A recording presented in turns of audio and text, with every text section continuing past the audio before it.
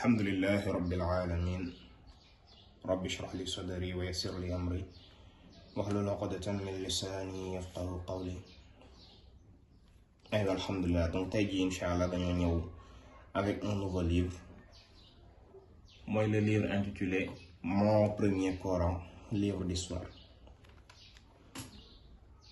Livre bi déjà peut-être lu ma njëkk a neex ci moom mooy la couverture, parce que couverture bi au lieu d'être une couverture souple wala une couverture cartonnée, ngeen remarqué que ni couverture dafay mel ni éponge. Donc dafa nekk lu nga xam ne dafa xaw a nooy tout en étant solide toujours. Donc c'est très agréable à prendre en main. Le meilleur recueil d'histoire pour enfants tiré du Coran.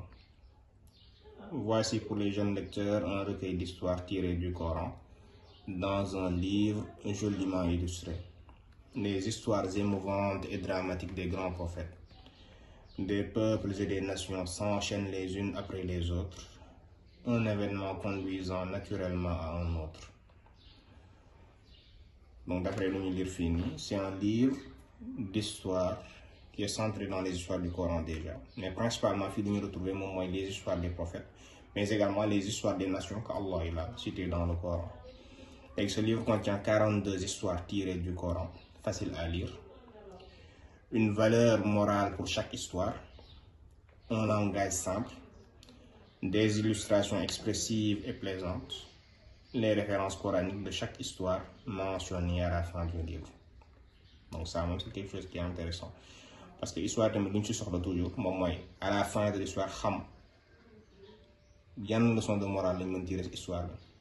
Et comme c'est pour des enfants, je pense que les illustrations tamit, s'ils sont plaisantes, s'ils sont expressives, c'est quelque chose.